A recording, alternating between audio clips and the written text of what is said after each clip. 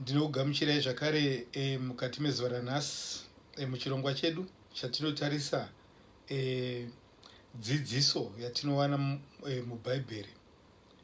Nhasi tiri kutarisa tsamba yakanyorwa naPauro kuvakorinde vechipiri chapter 6 kubvira pavhesi 14. Patsamba iyi tichadzidza kunzwa kuti Mwari vanoti kudiko pamusoro pekuyanana kwevanotenda nevasingatende. Hongu, tinoziva kuti hatingavarase dzimwe nguva tinoda kutsvaka kuti vauye kuna Mwari, asi dzimwe nguva kuwadzana kwedu kwatinoita nevasingatende kunenge kusina kana chinangwa chekuti vauye kuna Mwari. Saka ndo zvatinoda kuona nhasi kuti bhaibheri riri kuti kudiko pamafambiro atinoita kana kuwadzana kwatinoita nevasingatende nevasingazive Mwari. Tichatanga kuverenga kubva pavhesi 14, vakorinde vechipiri chapter 6. Musasungwa zvisina kufanira pajoko pamwe chete nevasingatende, nokuti kururama kungave neukama hweiko nokusarurama. Chiedza chingayanane seiko nerima?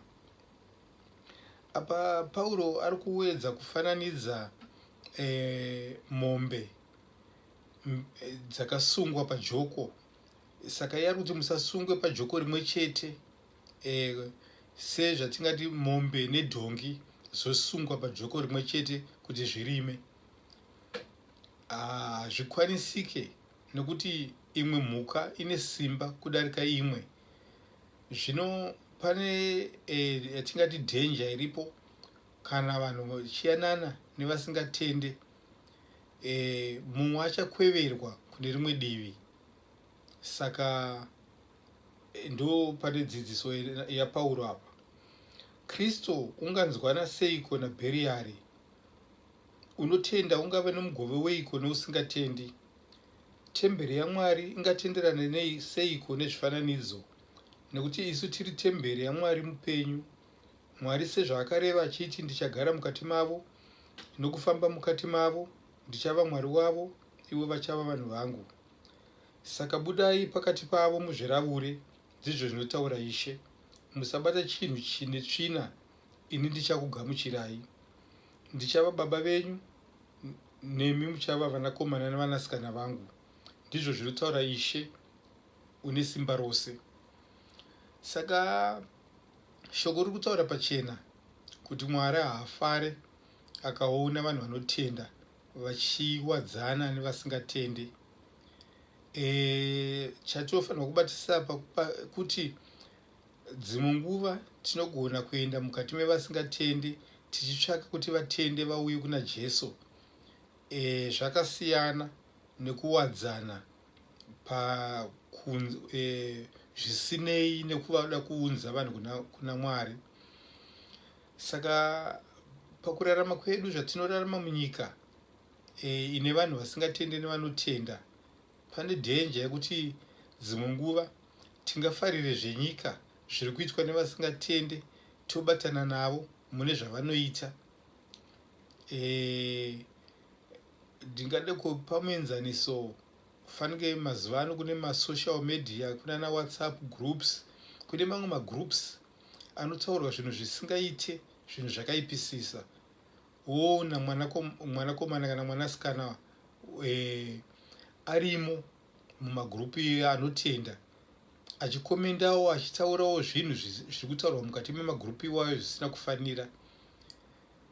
Kristu unoti zvitsaurei, zviraurei mukati mezvinhu zvakadaro.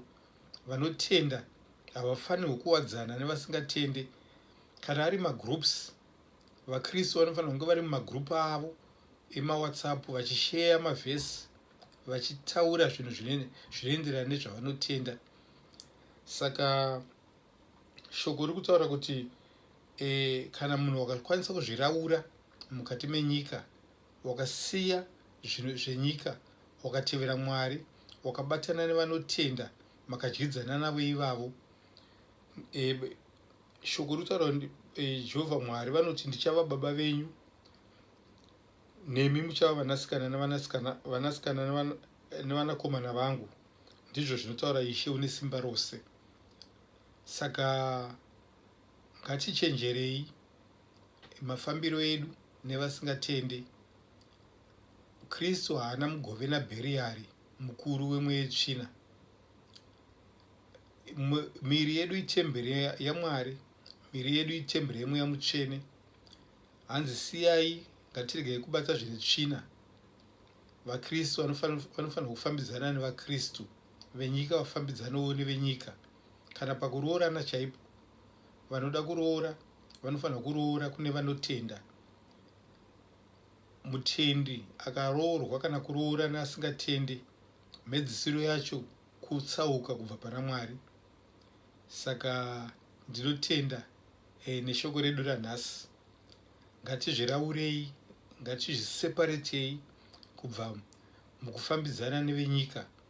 Kristu haana mugove naBheriari.